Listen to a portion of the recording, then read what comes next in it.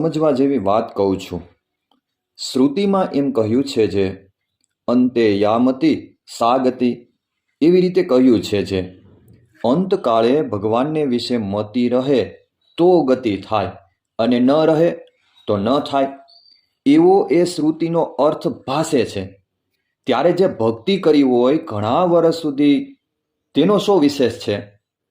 પછી શ્રીજી મહારાજ બોલ્યા છે, જેને સાક્ષાત ભગવાનની પ્રાપ્તિ થઈ છે તેને અંતકાળે સ્મૃતિ રહે અથવા ન રહે તો પણ તેનું અકલ્યાણ થાય નહીં. તેની તો ભગવાન રક્ષા કરે છે. અને જે ભગવાન થકી વિમુખ છે તે તો બોલતા ચાલતા દેહ મૂકે છે તો પણ તેનું કલ્યાણ થતું નથી અને મરીને યમપુરીમાં જાય છે. અને કેટલાક પાપી કસાય હોય તે બોલતા ચાલતા દેહ મૂકે છે અને ભગવાનનો ભક્ત હોય અને તેનો અકાળ મૃત્યુ થયું, તે માટે શું તેનું અકલ્યાણ થશે? અને તે પાપીનું શું કલ્યાણ થશે? નહીં જ થાય. ત્યારે એ શ્રુતિનો અર્થ એમ કરવો છે, જેવી હમણાં એને મતિ છે તેવી અંતકાળે ગતિ થાય છે. માટે તે જે ભક્ત છે તેની મતિમાં એમ રહ્યું છે જે મારું કલ્યાણ તો થઈ રહ્યું છે, તો તેનું કલ્યાણ અંતકાળે થઈ જ રહ્યું છે.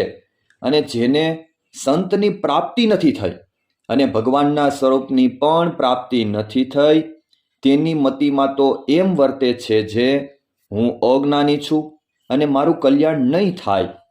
તો જેવી એની મતિ છે તેવી એની અંતકાળે ગતિ થાય છે.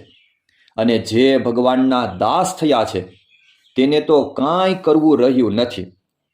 એના દર્શને કરીને તો બીજા જીવનું કલ્યાણ થાય છે.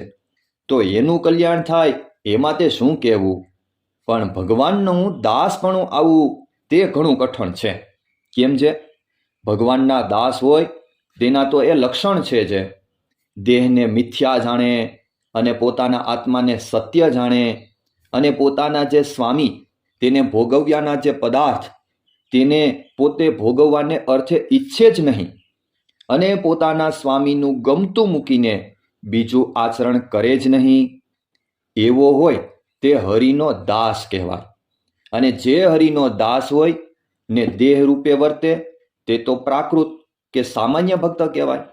માટે મિત્રો, ભગવાનના ખરેખરા આ ભક્ત થાવું. સર્વને મારા ભાવથી જય સ્વામી નારાયણ.